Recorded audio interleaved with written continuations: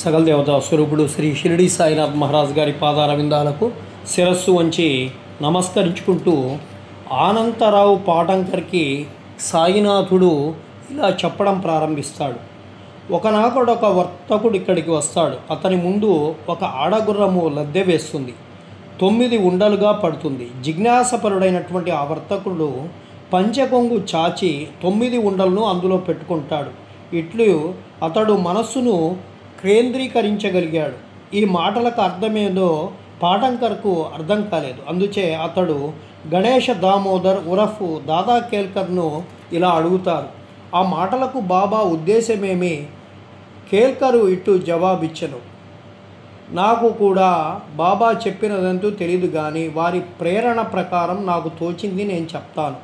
ఆడగుర్రము అనగా అక్కడ భగవంతుని అనుగ్రహం, 9 ఉండల లద్ది అనగా నవవిధ భక్తులు. అవి ఏవంటే శ్రవణం అంటే వినడం, కీర్తనం అంటే ప్రార్థించడం, స్మరణము అంటే జ్ఞప్తి యందు ఉంచుకొనుట, పాదసేవనము అంటే పాద సంవహనము, అర్చనము అంటే పూజ, నమస్కారము అంటే వంగి నమస్కరించుట, దాస్యము అంటే సేవ, సఖ్యత అంటే స్నేహము, ఆత్మనివేదనము అంటే ఆత్మను సమర్పించుకొనుట అని మాత్రం నాకు తెలుసు. ఇది నవవిధ భక్తులు అంటే భగవంతుణ్ణి చేరుకోవడానికి 9 రకాలైనటువంటి మార్గాలుగా మనం చెప్పుకోవచ్చు. వీటిని ఏదైనా ఒక మార్గమును హృదయపూర్వకంగా అనుసరించిన ఎడల భగవంతుడు సంతృష్టి చెందుతాడు. మనము అన్ని మార్గాల గుండా భగవంతుని సేవించడం, భగవంతుడిలో ఐక్యం కావడం అనేది చాలా కష్టసాధ్యమైనది.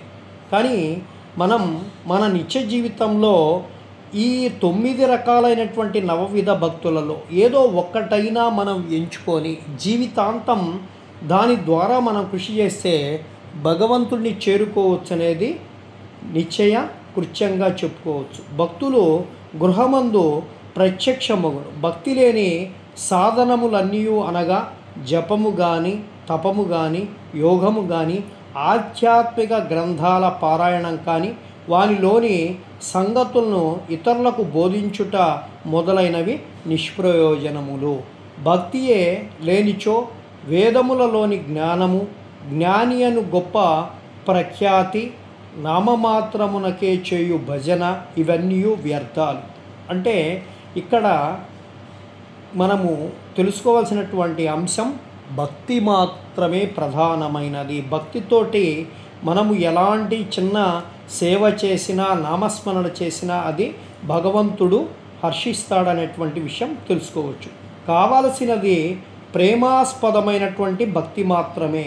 నీవు కూడా ఆ వర్తకుడు అనుకొనుము, లేదా సత్యమును తెలిసికొనుటకు ప్రయత్నించున్న వ్యక్తిని అనుకొనుము. వాని వలె నవవిధ భక్తులను ప్రోగు చేయుము, ఆతురతో ఉండుము. వాని వలె నవవిధ భక్తులను ఆచరణలో పెట్టుటకు స్థిరముగా ఉండము. అప్పుడే నీకు మనస్థైర్యము, శాంతి కలుగుతుందని చెప్పి చెప్తాడు. ఆ మరుసటి దినము పాటంకరు బాబాకు నమస్కరించుటకు పోగా 9 గుర్రలపు లద్ది ఉండలను ప్రోగు చేసివా లేదా అని చెప్పి బాబా ప్రశ్నిస్తాడు. అప్పుడు తాను నిస్సహాయుడినని, బాబా అనుగ్రహంచే మాత్రమే దాన్ని నేను సులభంగా ప్రోగు చేయించవచ్చునని, అప్పుడు బాబా శాంతి క్షేమాలు కనుగొనని ఆశీర్వదించమని చెప్పి అంటాడు. అప్పుడు పాటంకర్ అమితానంద భరితుడైతాడు. అతన్ని పాటంకర్ని బాబా ఆశీర్వదిస్తాడు. ఈ కథ బాబా సర్వజ్ఞుడు అని తెలుసుకునేటువంటి ఒక చిన్న కథను తెలుసుకునేటువంటి ప్రయత్నం చేద్దాం. ప్రజలను సరైన మార్గమున పెట్టుటకు, వారి తప్పులను సవరించుటకు బాబా సర్వజ్ఞతమును ఉపయోగిస్తూ ఉండేవాడు. ఒకనాడు పండరీపురం నుండి ఒక లీడర్ వస్తాడు. అతడు మసీదుకు పోయి బాబా పాదాలని దర్శిస్తాడు. వారి పాదాలను నమస్కరిస్తాడు. అతడు అనుకుంటాడు, దక్షిణ ఇస్తాడు. జరుగుతున్నటువంటి సంభాషణ వినటకొక మూలన కూర్చొని బాబా అతని వైపు ముఖము తిప్పి ఇట్లా అంటాడు, ప్రజలంతా టక్కర్లు, వారు పాదములపై పడతారు, దక్షిణ ఇస్తారు, కానీ చాటుగా నిందిస్తూ ఉంటారు. ఇది చిత్రము కాదా? ఈ మాటలు ప్రీడర్కు సూటిగా తగిలినాయి. ఎవరికి బాబా మాటలలో అంతరార్థము బోధపడలేదు అక్కడున్న వారికి.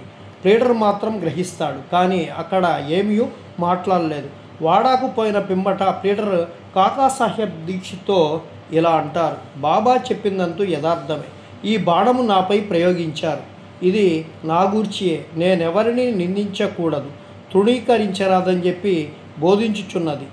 పండరీపురము సబ్జడ్జియగు నూర్కల్ తన యోగాభ్యాభివృద్ధి కొరకు షిరిడి వస్తారు.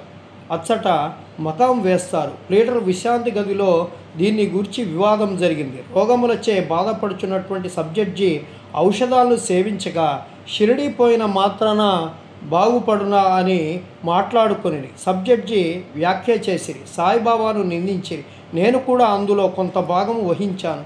నేను చూచినది సమంజసం కాదని ఇప్పుడు సాయిబాబా నిరూపించారు. ఇది నాకు దూషణ కాదు, బాబా యొక్క ఆశీర్వాదము.